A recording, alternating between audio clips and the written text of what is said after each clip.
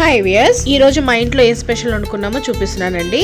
ఉల్లిపాయలు కట్ చేసి పెట్టుకున్నాను, నిమ్మకాయ పిండి, ఆ ఉల్లిపాయ ముక్కలు, వేడి వేడిగా అన్నం వండిన తర్వాత కంపల్సరీగా స్టవ్ పైన పెడతామండి. కొద్దిగా ఇంకా అన్నము ప్లేట్ లో వేస్తున్నాను. 2 స్పూన్ల అన్నం వేసేసుకున్నాను. చలికాలం కాబట్టి ఏదైనా వేడి వేడిగా వండుకుంటేనే బాగుంటదండి. ఎందుకంటే బయట చూసినేమో చల్లగా, ఇక సర్ది దగ్గులు అయితే కామన్ అయిపోయినాయి. ఈ వైట్ రైస్ లోకి చికెన్ కొబ్బరి గసాల కూర టేస్ట్ మాత్రం చాలా బాగుంటుందండి. ఈ మధ్య ఇలాంటి కర్రీస్ ఎవ్వరు వండుకోవట్లేదండి. అందరూ ఆ మసాలాలు, ఆ సాసులు వేసే వండుకోవడం అవుతుంది. వెనకటి కాలం కూరలు వండుకుంటే టేస్ట్ ఎంత బాగుంటుందో హెల్త్ కూడా అంతే బాగుంటుంది. మన నైనమ్మలు అమ్మమ్మలు ఉన్నప్పుడైతే మనకి ఇలానే వండి పెట్టేవాళ్ళు. ఇప్పుడైతే చికెన్ 65 అవి ఇవన్నీ అన్ని జంక్ ఫుడ్స్ వచ్చేసాయి.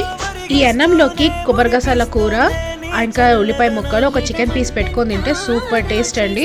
ఎంతైనా వెనకటి కాలం వంటలే వేరండి. ఈ చికెన్ కర్రీ రెసిపీ కోసం కింద లింక్ ని క్లిక్ చేయండి. అలాగే ఈ వీడియో నచ్చినట్లయితే లైక్, షేర్, సబ్స్క్రైబ్ చేయండి. Thank you for watching video.